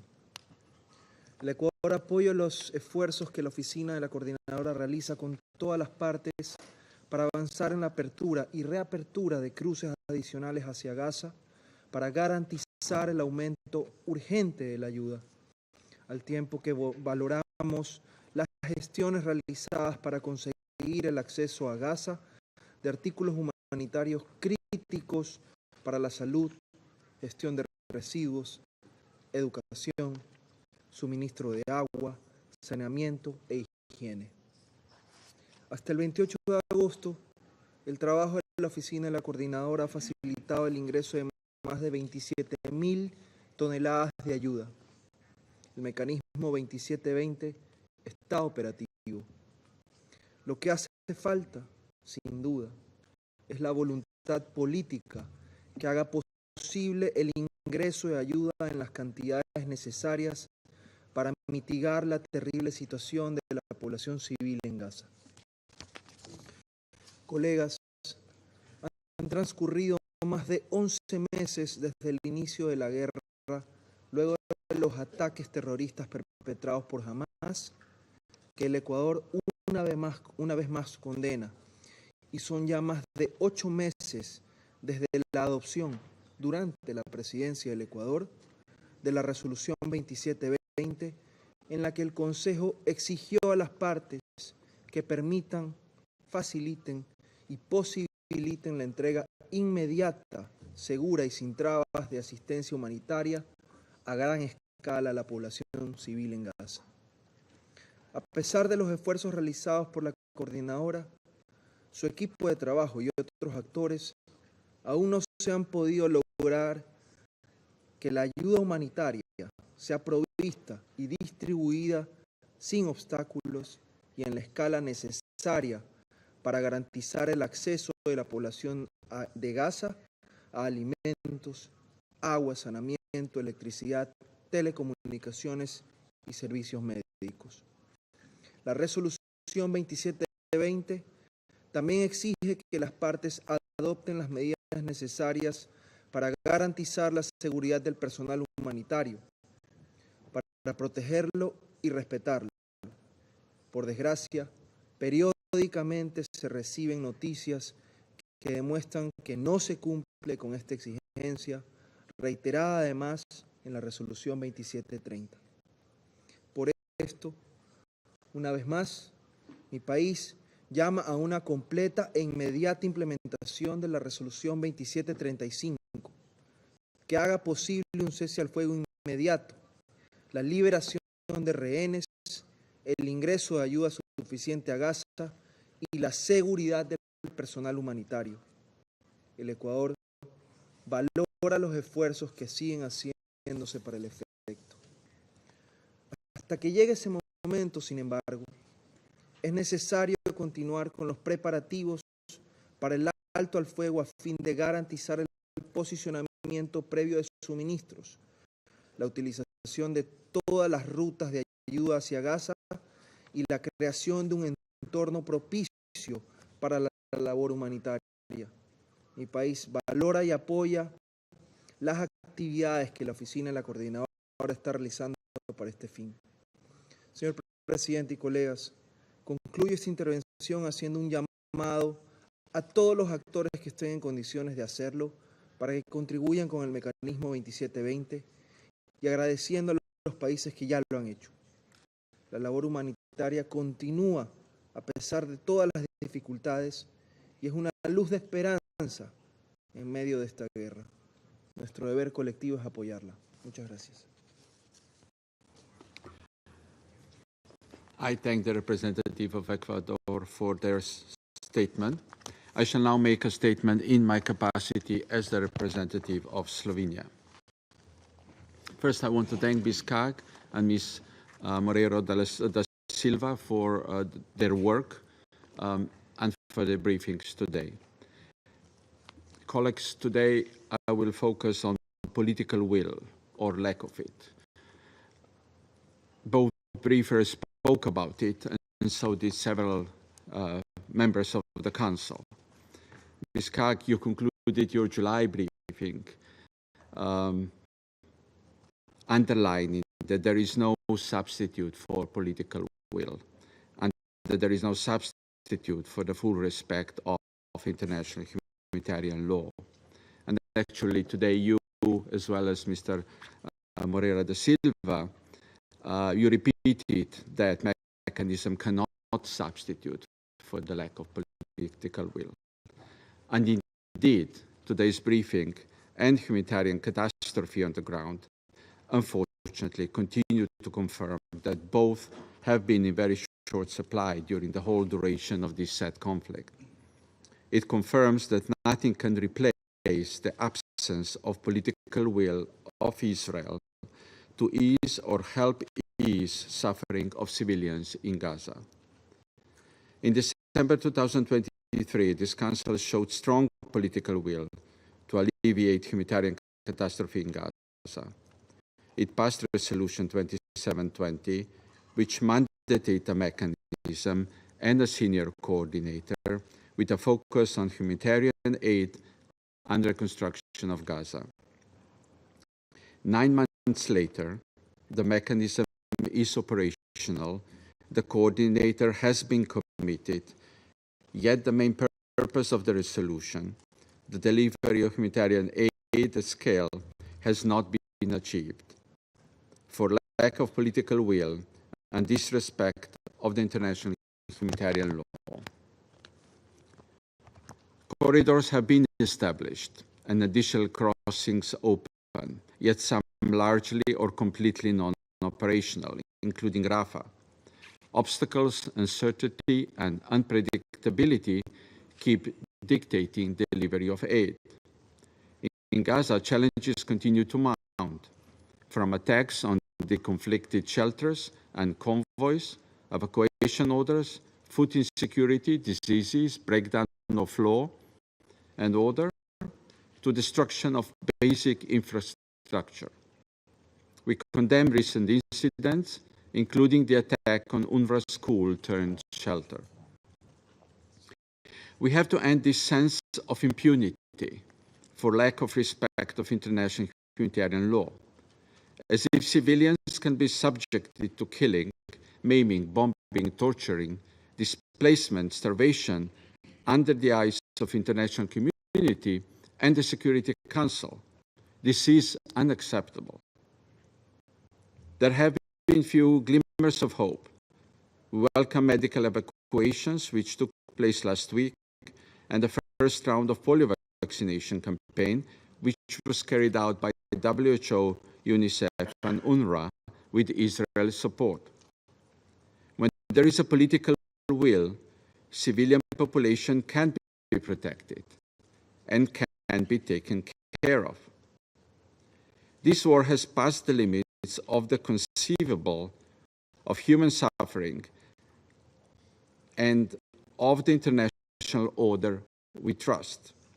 Yet over 3 months since the adoption of Resolution 2735, we see absence of political will to implement it and to finalize the ceasefire deal. What is growing, I sense, is the political will in the Council to do more to ensure a ceasefire is implemented. We are approaching 7th of October, a year of this tragic conflict.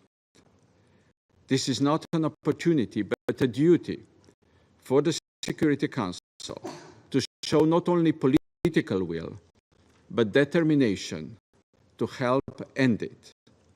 It is time for Security Council to ensure compliance with its resolutions. The way forward for us is a cascading approach to exert pressure to ensure ceasefire that holds, a rebuilding of life in Gaza from security, restarting education, health and psychosocial services to garbage collection, an immediate start of the time-bound political process and implementation of the two-state solution, and reconstruction of Gaza, which will unfortunately present a long-term project. The Palestinian government should be at the center of these efforts and plans. Political will of the international community to rebuild Gaza can only happen in parallel with the political will of Israel to engage in a political process leading to its security and mutual recognition. No other solutions of the situation in Palestine would be acceptable for the international community. Thank you.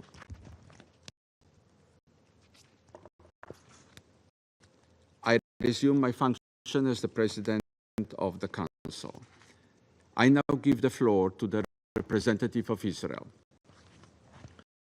Thank you, Mr. President. First, I would like to thank Ms. Kaag and Mr. De Silva for their briefings. Mr. President, as we gather here once more to discuss the humanitarian situation in Gaza, I cannot help but reflect on the narrowness of these discussions. We speak, as if by habit, about aid deliveries, about food and medicine, and yet there is hardly a mention of the hostages, our people still held in captive in the most brutal conditions imaginable. The 6 hostages executed in cold blood, whose faces you all saw last time we gathered here, were kept in a tunnel whose entrance was hidden beneath a child's bedroom. We all must ask ourselves how much of the aid ends up fueling the very tunnels that imprison the innocent. How much, if any, of the aid reaches the hostages? How much is stolen by the Hamas terror machine, never reaching the Palestinians? Let me be clear. Israel's humanitarian efforts during the war are unparalleled for a country which underwent its most tragic day and has since been forced to go to war. We have gone above and beyond our obligations, aiming to improve the well-being of a civilian population embedded within the enemy. The statistics are there for all to see. While they differ from the terrorist supply statistics, we urge the Council and the UN to stick to the facts. Over 1 million tons of aid have been delivered via more than 50,000 trucks. There have been nearly 1 million land crossings, providing vital supplies and assistance to the people of Gaza. Hardly a fraction of the crossings have ever been stopped. 800,000 tons of food and aid have crossed into Gaza under Israeli coordination. We have also acted dynamically in response to the changing circumstances. The polio vaccination campaign ran in collaboration with UNICEF and the WHO is well underway. As of September 10, over 500,000 Gazan children had been vaccinated. We appreciate our partners at UNICEF and the WHO for their efforts. Despite the slander, the noise, the panic, we have clearly demonstrated our willingness to work with cooperative agencies, those who truly care about the welfare of civilians and wish to work meaningfully with us. The cooperation with UNICEF and the WHO has been productive. Together, we have responded to the needs of Gazans as they arise, adapting to the humanitarian situation in real time. We also value the ongoing cooperation with Senior Humanitarian Coordinator Kaag and her team. But we must draw a line. We cannot work with everyone, and we will not work with those who do not care for civilians, but only care to harm Israel. UNRWA Gaza has become nothing more than a cartel, fostering hatred and prolonging misery in Gaza. UNRWA Gaza does not assist, it enables. It enables the very forces that keep Gaza in a state of despair. We have documented proof of UNRWA staff involved in the Hamas-led atrocities of October 7.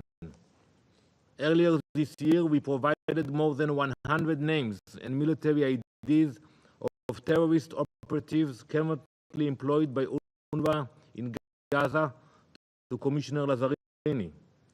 This list is part of an ongoing process and does not yet reveal the full extent of the infiltration of UNRWA Gaza. Yet, some here continue to fund this organization as if it were neutral, as if it were part of the solution and not part of the problem. Just last week, as many of you mentioned earlier, on Wednesday, September 11th, our forces conducted a strike on terrorists operating inside a building which was once a school. After we were accused by few dignitaries of killing local UNRWA workers in the strike, the IDF requested that the agency provide details and names of the workers so we may review the claim, as any liberal democracy would do. Until now, no answers have been provided by UNRWA despite repeated requests. However, we have confirmed several terrorists who were eliminated in the strike.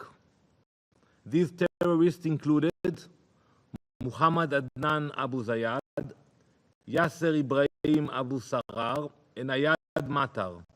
Each of these terrorists were Hamas military operatives. Each of them was also employed by UNRWA. They have a day job with UNRWA and a night job with Hamas. Colleagues, the most effective way to improve the humanitarian situation is clear: the removal and dismantlement of the Hamas terror organization, the cause of the suffering, the monsters who bear sole responsibility. Defeating Hamas will allow the people of Gaza to shape their own future and rebuild their lives, working alongside the most successful and prosperous nations in the region. Let me be clear, with Hamas left in control, no meaningful discussion can take place about Gaza's future, not about its governance, its reconstruction, or its prospects. The root of the humanitarian crisis in Gaza is not a shortage of food or medicine. It is that Hamas continues to hold its people hostage in service of their evil ideology. Our goal is very clear: to defeat Hamas, to secure the return of all our hostages, and to allow Gazans to take control of their own future, free from the grip of terror, free from the incitement and hatred that has poisoned their society for too long. Once Hamas is gone, we want the people of Gaza to administer their own affairs, to rebuild their lives with dignity and in peace, alongside their Israeli neighbors. As long as Hamas rules Gaza with its hateful ideology, the people there will never have a chance at a decent life. As long as Hamas holds our citizens hostage, as our families wonder if their loved ones are dead or alive, the real humanitarian work cannot not begin. It is time for this Council to acknowledge the truth. The humanitarian crisis in Gaza isn't due to a lack of food or medicine. It stems from lack of genuine leadership, poor management, and the grip of a terror organization that values death over life. The defeat of Hamas is not just an Israeli interest, it is a humanitarian imperative. Thank you. I thank the representative of Israel for their statement. There are no more names inscribed on the list of speakers. I now invite Council members to informal consultations to continue our discussions on the subject. The meeting is adjourned.